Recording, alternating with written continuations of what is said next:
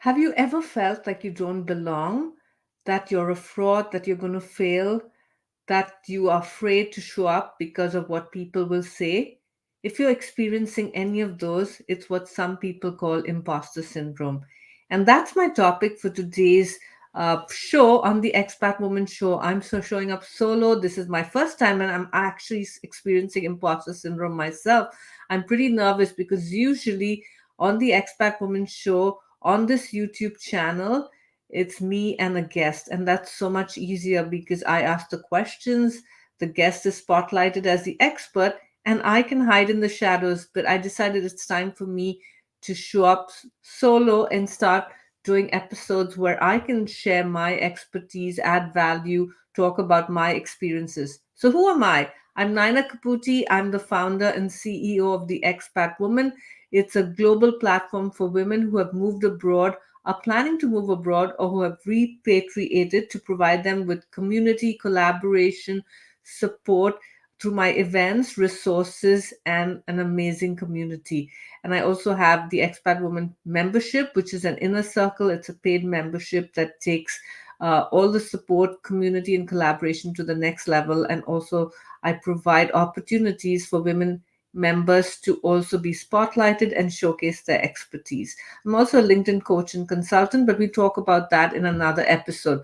So, what is imposter syndrome? I'm sure you've heard that term used often. I know some people find it very cringy. They say it's a buzzword, it's so cliched. But it's nice sometimes to give a feeling that you experience a name. I didn't know about imposter syndrome till a few years ago, and I've been experiencing it for most of my life. So, imposter syndrome is that little voice in your head that tells you you're not good enough, that you don't belong, that, as I said earlier, you feel like you're a fraud. It's really in feelings of insecurity, self doubt. I mean, there's so many names for it, but I don't remember when the term imposter syndrome was coined, but it's been used more and more often. And it's not a mental health illness. Over 70% of people have experienced imposter syndrome at some point in their life.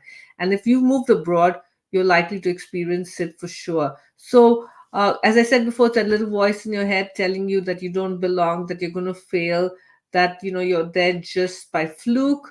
When you've achieved some kind of success, you feel that you don't really deserve the success, and very often it leads to self-sabotage.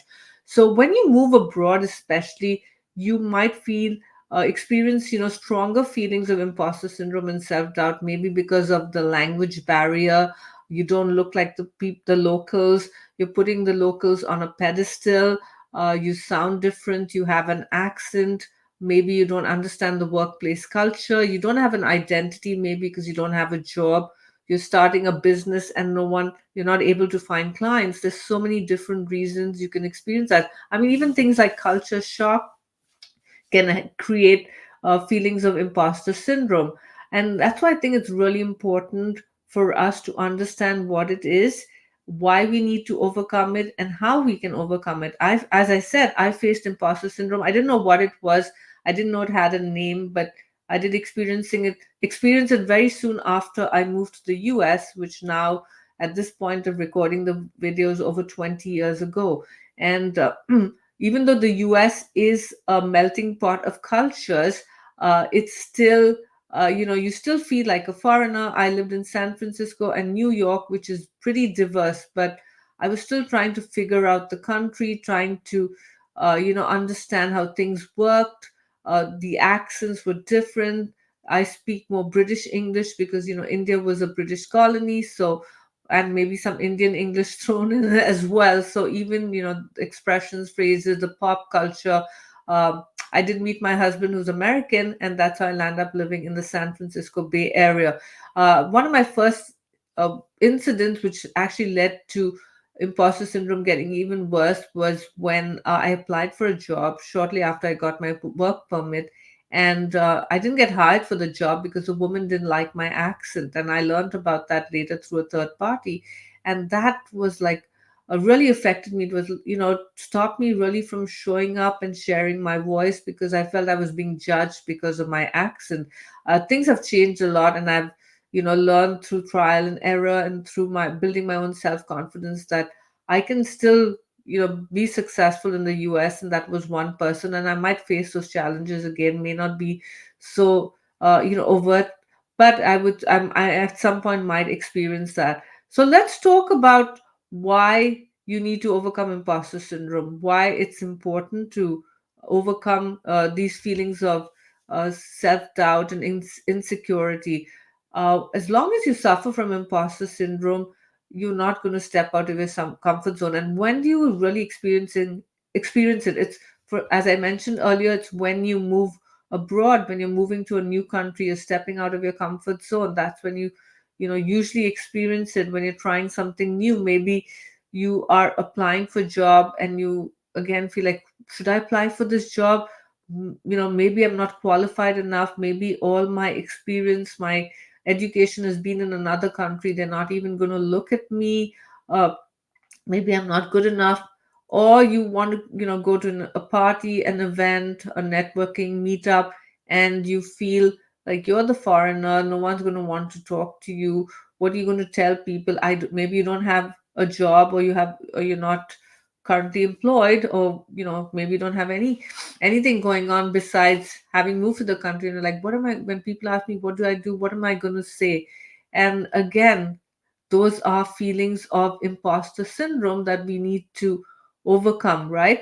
So if you don't step out of your comfort zone, if you do not overcome these feelings of not feeling like you're good enough, it's really important to learn how to lean into your imposter syndrome. So next time when you have those feelings of like, I shouldn't be doing this, I'm not going to attend this event, I'm not going to apply for this job, or if you're working for a company, I'm not going to speak up at the meeting or ask for promotion, realize it's imposter syndrome. You're experiencing this because you are stepping out of your comfort zone and doing something new.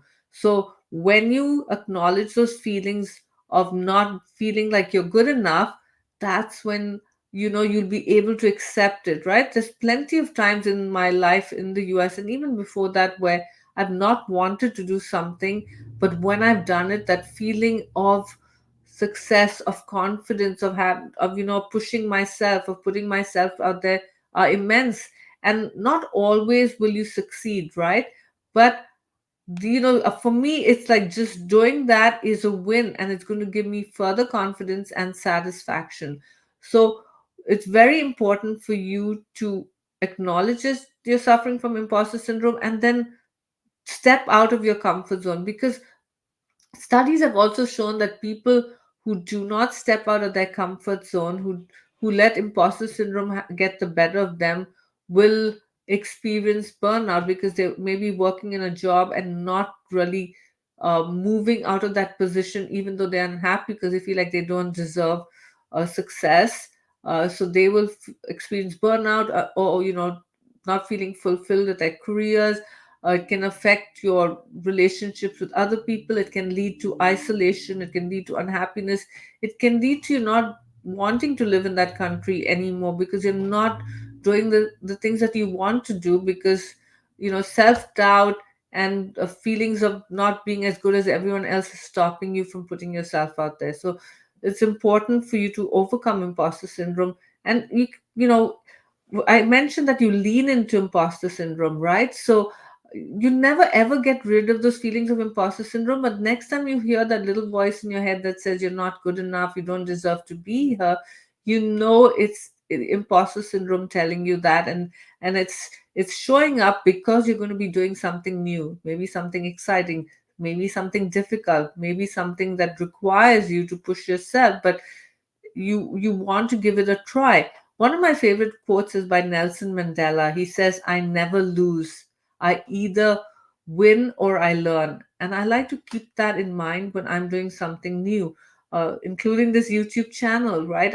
I would love to get thousands of subscribers, but I know it takes time, right? Everything takes time. And I learn from my mistakes. And even me just doing this solo video today, overcoming my fears of being solo on YouTube, maybe of mumbling at times, maybe of not feeling totally comfortable on camera.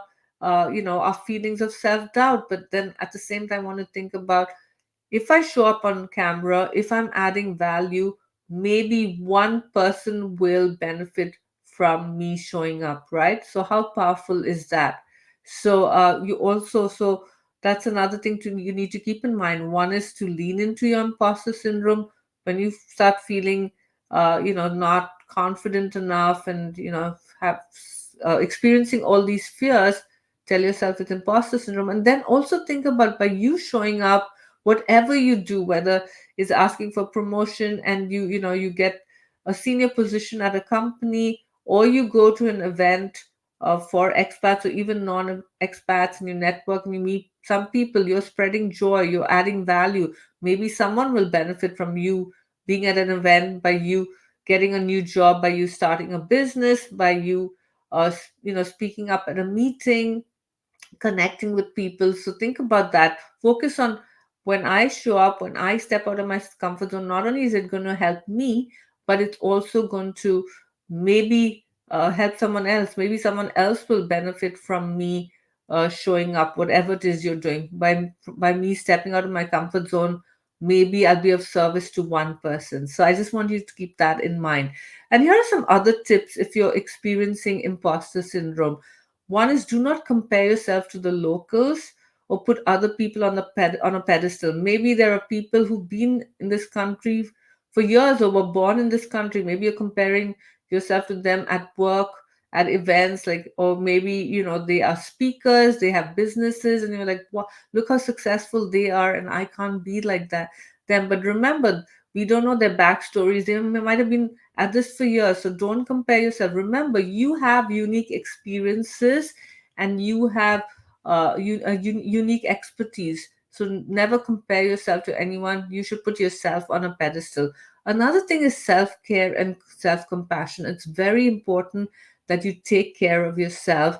Especially when you're feeling down, when you're feeling like you're not confident enough, to do something, when you have all these fears and anxieties and self doubt. Because for many of us, especially women and women from some countries, we are not encouraged to take care of ourselves, to practice self compassion. We're usually the hardest on ourselves, right?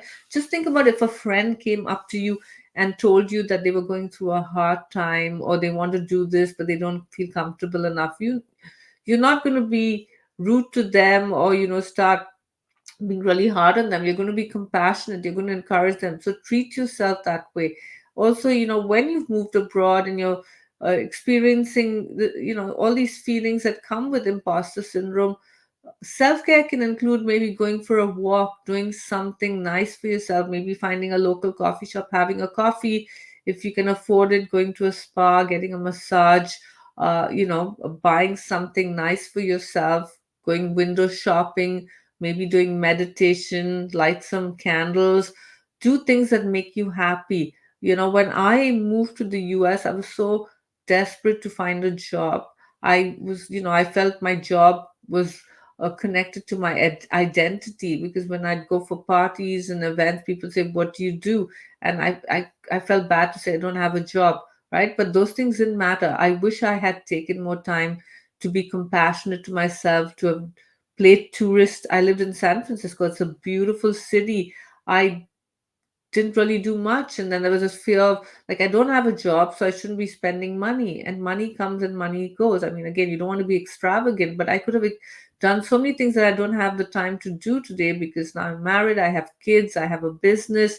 I've moved 29 miles away from San Francisco, right? So as someone who's been an expat, and now I'm a citizen of the US, but still who's moved abroad, I think it's important to address imposter syndrome from the beginning and experience not experience, but practice self compassion, self care. I think another important tip is continued learning. If you're in between jobs, you can't work because you don't have a work permit, you're not able to work because you're a mom, stay at home mom, you still can invest in learning. There's so many free programs out there online.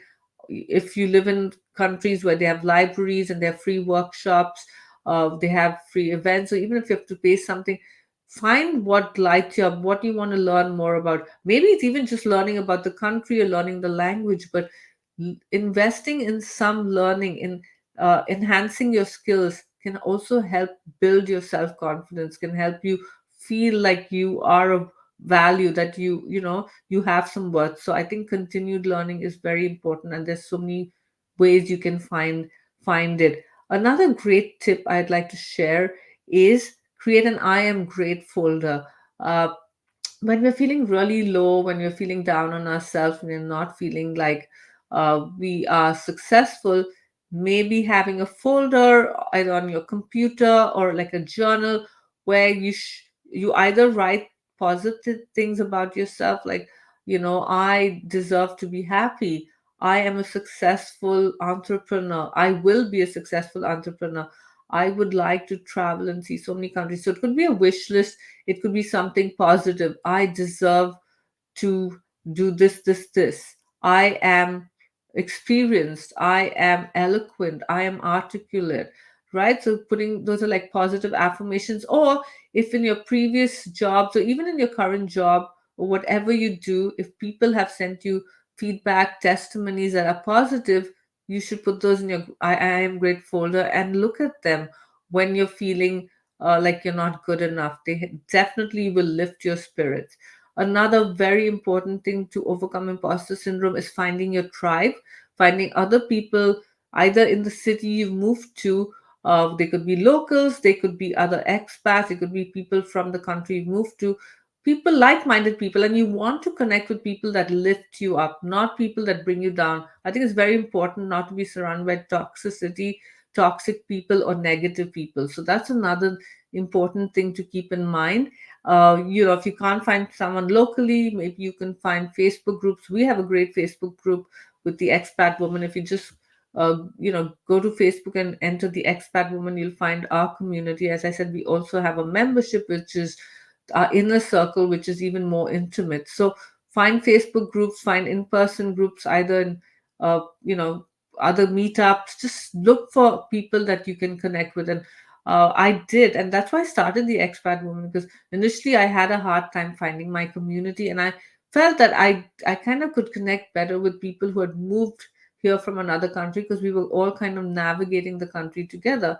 I forgot to mention that when I first came to the US, I came to New York to study film, and we were all expats living in that dorm, and most of us at the school were also from other countries. So we kind of figured out the country together. I mean, not the country, but New York together, right? Whether it was figuring out how to use the washing machine, not yeah, the washing machine and dryer at the place we were staying. I stayed at the Y in New York, or taking the subway, or places to eat. It just was great to have this little tribe of people. And when I moved to San Francisco, as time went on, I found locals that could help me, and then I found people who had also moved here, and finally I founded the Expat Woman. So women would not experience the isolation and the hurdles and challenges that I face and many others face when they didn't have that tribe and community. So that's really important as well. So to reiterate, create an I am great folder, find a tribe or a community of like minded people who will lift you up, not pull you down, who will encourage you, who will understand what you are going through and want to help you find joy and excitement in the country you move to.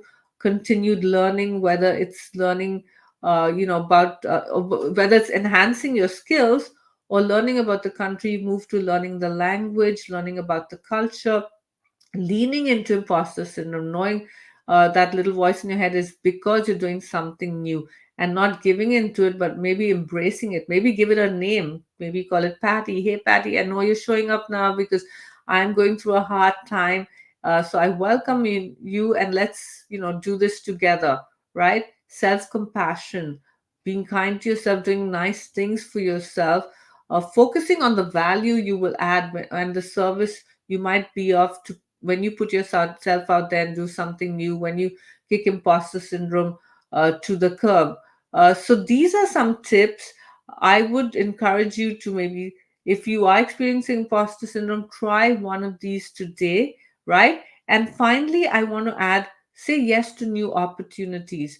Don't be afraid, because if you don't say yes to new opportunities, you will not know if you might have been good at those opportunities or not, unless it's something that you just no way are interested in. But if it's an opportunity that you would benefit from, that is something that you want to do, and it's only imposter syndrome stopping you from doing it, then I'd say just go for it. Just put yourself out there and do it.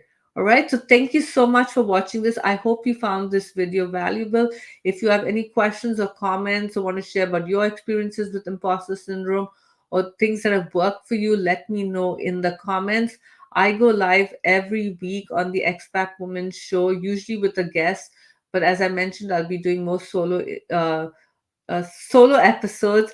And I'd love if you would like, comment, and subscribe to this channel for expats by an expat. All right, bye.